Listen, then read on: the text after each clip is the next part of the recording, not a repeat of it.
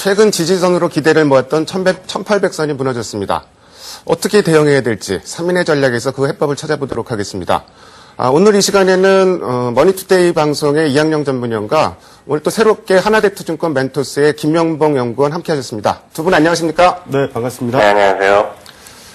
시장의 중심이 되는 키워드를 하나씩 확인해 보도록 하겠습니다. 먼저 5위부터 3위까지 키워드를 화면을 통해서 확인해 보도록 하겠습니다. 오늘의 5위 키워드는 미국, 이탈리아 은행 신용 강등입니다. 이탈리아의 7개 은행에 이어서 미국의 3개 은행의 신용 등급이 강등되었습니다. 뉴욕 증시에서 은행주는 급락했습니다. 4위 키워드는 FOMC 부양책 실망입니다. 연준에서 부양책을 발표했지만 투자자들의 관심은 경기 하방 리스크로 모아졌습니다. 미국의 경제 상황에 대해서 체크해 보겠습니다.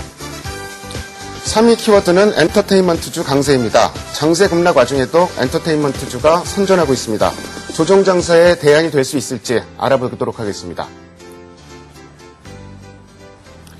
부양책 얘기 먼저 좀 해보겠습니다. 4천억 달러 규모의 오퍼레이션 트위스트가 발표됐지만 정작 시장이 관심을 가진 것은 연준에서 경기 하강 우려감이 있다. 이쪽에 이제 시장 관심이 좀 모아졌고요. 더불어서 이제 그 공화당에서는 연준에 더 이상 추가적으로는 좀 부양책을 자제해달라 이런 이제 그 서한도 좀 보낸 걸로 좀 나오고 있는데요. 이학영 의원께 좀 여쭤볼게요. 미국 경제 둔화 이 부분은 사실 오래 회자됐던 부분인데 이제는 좀 정책적인 수단 대응 수단도 굉장히 약해진 상황이고 전반적으로 미국 경제 상황 좀 어떻게 봐야 될까요? 네, 어저께 이 시간에도 말씀드렸다시피요.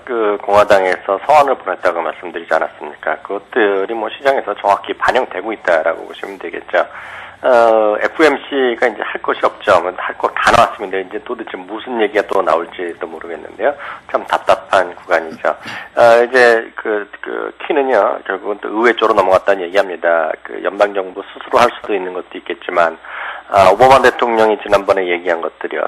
4,500억 달러의 이런 투자 자금, 이런 것들 모두가 결국은 일부는 법령의 정비라든가요. 새로운 어떤 제도가 마련돼야 되는 것들이죠. 특히 부자들을 위한 부자들에서 세금을 더 많이 걷는다.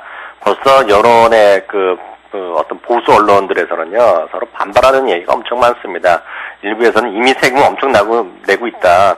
일부에서는 또 일하는 CEO보다 밑에서 일하는 비서보다 세율이 많다 적다 갖고 싸우니까요.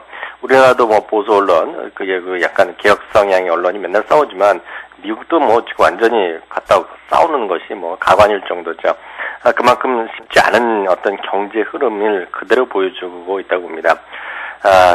이 방송을 통해서 자주 말씀드렸다시피요. 미국에서 원하는 것은 딴 거 하나도 없습니다. 딱 두 가지가 해결되면 되죠.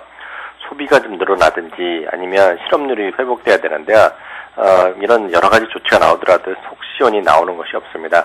빨라야 11월, 12월이 돼야지 좀 그런 징후라도 보이지 않겠냐는 시각이 다수인 것 같습니다. 여전히 어렵습니다.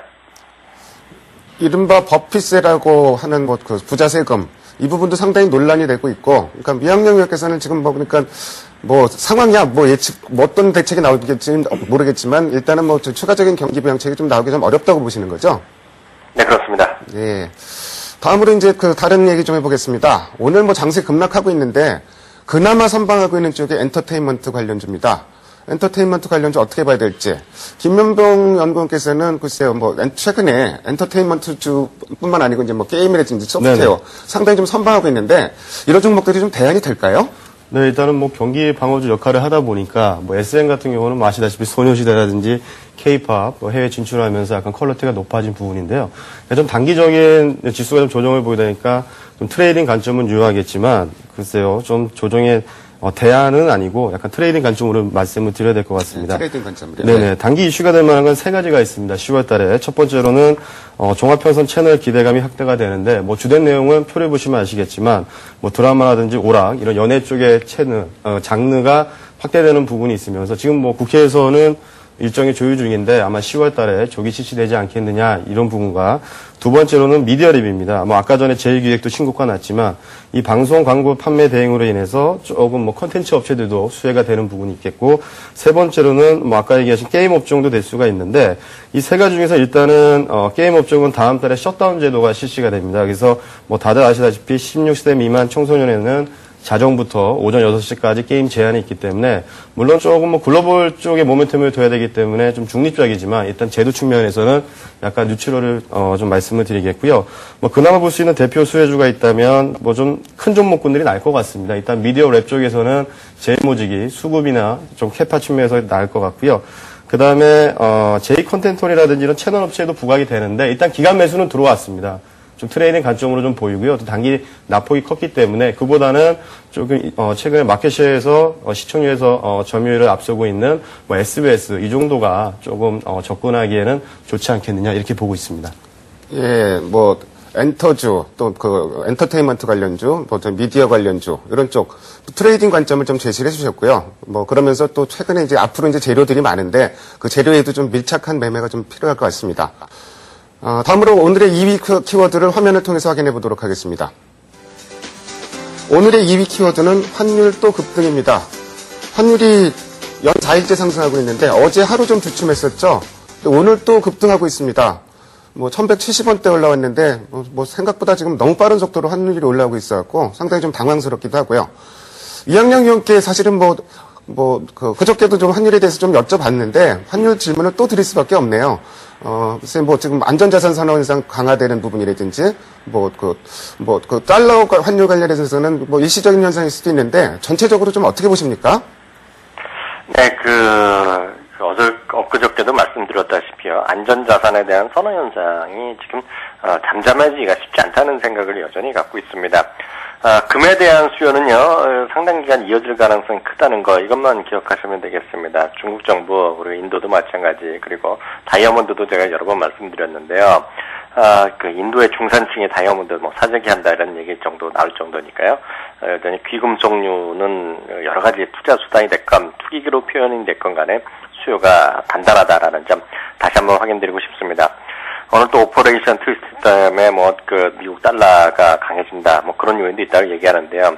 그거는 시각이 여러 가지가 있으니까 확실한 건 아닌 것 같고요. 장기적으로 보면 저는 이렇게 봅니다.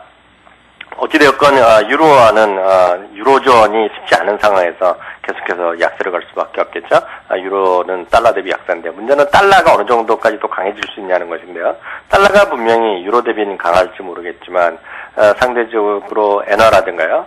특히 이제 중국의 위안화대에서는요, 계속해서 약세일 가능성이 크죠. 물론 장기적으로 보면 우리나라도 중국 쪽에 근처에 있기 때문에 우리나라도 장기적으로 보면 워낙 강세 쪽으로 갈 개연성이 큽니다. 물론 여기에는 정책적인 변수도 있을 것이고요.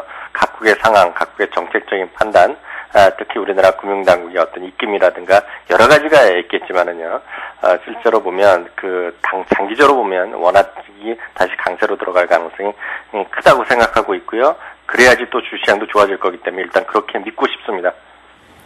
예, 상품 가격, 안전자산 선호 현상은 앞으로도 계속될 것으로 보고 계시는 것 같고, 지난번에도 강조를 해주셨는데, 달러는 달러와 자체만 볼 게 아니라 위안화를 보자, 같이 보자, 좀 이런 말씀을 다시 한번 강조해 주셨습니다. 김현봉 연구원께는 좀 이런 질문을 드려볼게요. 오늘 지금 시장이 네. 사실 최근에 환율 급등 수혜주 이러면서 올랐던 종목들도 워낙 급등하니까 또 같이 주식들은 빠지고 있고요. 네네. 그래서 일단 그런 종목을 좀 업종들을 좀 정리를 다시 한번 해주시고, 그리고 이제 무엇보다도 요새 우리가 계속 얘기하는 게 환율이 올랐을 때 좋아지는 업종만 얘기를 하고 있는데, 그 반대로 환율이 올랐을 때 좀 피해야 되는 업종, 이런 부분도 좀 다시 한번 짚어주십시오. 네, 지금 이학영 연구원님께서 좋게 잘 지적을 해주셨는데, 일단은 자국의 통화 자체가 하락한다는 게 좋은 건 아니죠. 근데 수출업체에 있어서 보통 IT와 자동차 일단은 가격 정지력이 부각이 되는데, 솔직히 엔화 흐름이랑 비교를 하시면 맞는 것 같고요. 단기 좀 부정적이라고 말씀을 드릴 것은 철강 업종이라든지 음식료, 그러니까 좀 원자재 수입 비중이 많은 업종군들이 좀 부담이 될 수 있고, 또는 항공업체 같은 경우에는 원화 부채가 많기 때문에 부담이 되는데, 근데 이게 8월달부터 9월달까지 이 원달러가 100원 이상 상승을 했죠. 그래서 일단은 조금 이 환율, 최근에는 IT가 100원이 하락했으니 얼마 정도 이익이 좀 OP가 좀 들어올 것이다, 이런 리포트도 있는데, 근데 이거 좀 단기간 일단 변동성 때문에 규정의 레버리징 현상 때문에 원달러 환율이 오르는 부분인데, 정부의 당국 개입도 있을 거고, 그래서 피해 업종, 수혜 업종을 논하기에는 일단 좀 기간 자체가 지금 한 2달 정도 되거든요. 그래서 조금 뭐 수요업종을 판단하기 무리수이고 다만 그 내년에 EPS 그로스가 좀 크게 증가되는 자동차나 IT 이쪽 업종군들에서는 좀 메이저들도 매수가 들어오고 있기 때문에 뭐 그쪽 업종에 좀 더 관심을 가져보시는 게 어떨까 이렇게 말씀을 드리고 싶습니다. 예, 전반적인 뭐 환율 수혜 업종, 피해 업종 뭐 이렇게 뭐 말씀하셨는데 역시 뭐 단기적으로 너무 환율에 집착하기보다는 펀더멘탈 요인, 실적 이런 쪽에 그 집중하자 이렇게 말씀하셨습니다. 다음으로 오늘의 마지막 1위 키워드를 화면을 통해서 확인해 보도록 하겠습니다. 오늘의 1위 키워드는 1800포인트대 이탈입니다. 1800선. 최근에는 뭐 그 박스권으로 보면서도 이제 하단이 1800선이 아니냐 좀 기대감도 상당히 좀 많았던 게 사실입니다. 근데 오늘 뭐 맥없이 좀 무너졌고요. 상당히 뭐 추세상으로도 좀 부담이 되는 요인입니다. 그래서 지금 뭐 시장 보면은 1800에서 깨지면서 최근에는 이제 뭐 그 1700대 중반에서 1800대 중반 정도까지 박스권이 다소 좀 좁혀졌었죠. 뭐 박스권 하단에 다시 좀 내려가고 있는 모습인데 김연봉 연구원께서는 지금 1800선이 깨졌는데요. 네네. 지금 매수해야 될까요? 좀 어떻게 보십니까? 참 곤란한 질문인데요. 네, 그렇죠.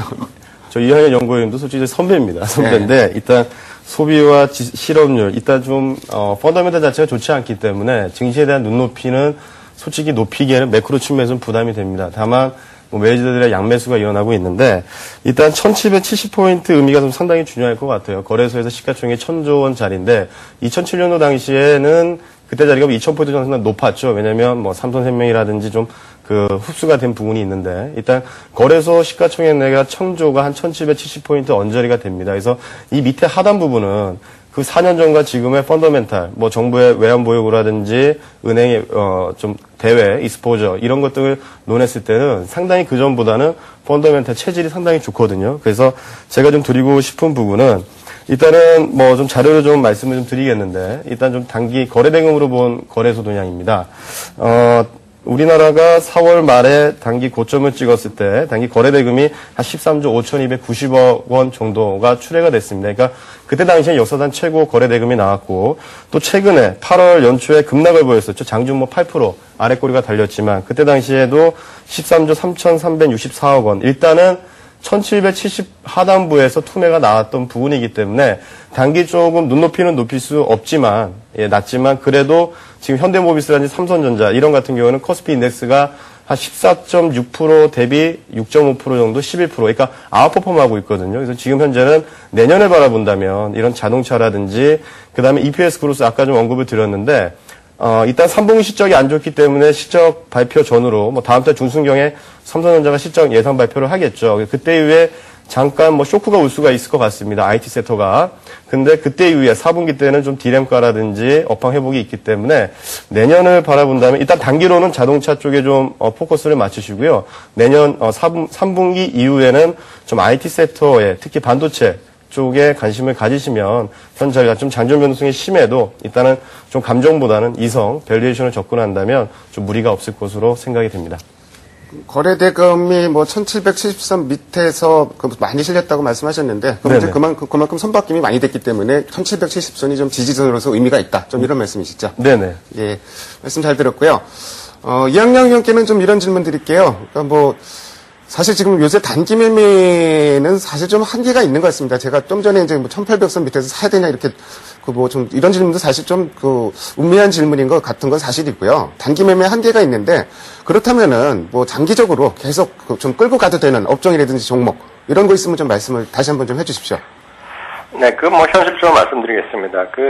뭐 중장기적으로 보는 것도 좋지만은 실제로 보면 아무리 또 중장기 투자라고 해도 주식을 사고 나서 잃으면 떨어지면 기분 나쁜 거거든요. 그렇기 때문에 사실상 쉽지 않습니다.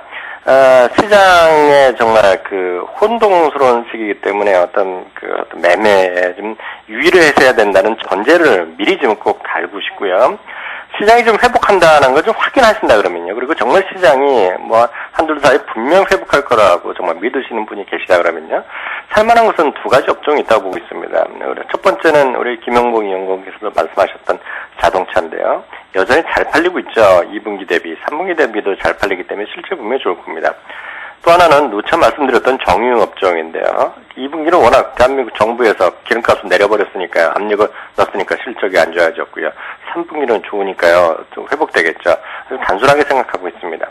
다만 시장이 요즘 같은 재미가 없다 그러면요. 항우 장사도 주식이 정말 쭉 올라갈 수 있는 건 없겠죠. 아주 이상한 무슨 바이오가 됐건 무슨 테마주 몇 개 있을지 모르겠지만 큰 틀에서는 재미가 없을 겁니다. 뭐 삼성전자도 현대차도 마찬가지죠. 만약 이런 시장이 재미없는 시장이 계속된다 그러면요. 그것도 여전히 여러 번 말씀드렸던데요. 요즘 저희가 방송에서 뭐 2, 3주부터 계속 얘기했던 중국의 국경절 얘기 말씀드렸는데요. 지금 이슈가 계속 되고 있거든요. 어떤 중국 관광객의 증가 이슈, 그러면 호텔 신라라든가 카지노 관련 주식들 어제도 말씀드렸는데요. 그런 주식이 좀 모멘텀이 있을 것 같고요. 개별 성향, 난 그런 것도 머리 아프다 싫다 하시면요. 정말 보신다 그러면 삼성생명이라든가요. SKCNC 그리고 NC소프트 같이 시장의 영향이 그렇게 받지 않는 그런 주식이면서도 정말 좋은 회사 그리고 수급이 따라주는 회사 이런 주식 위주로요.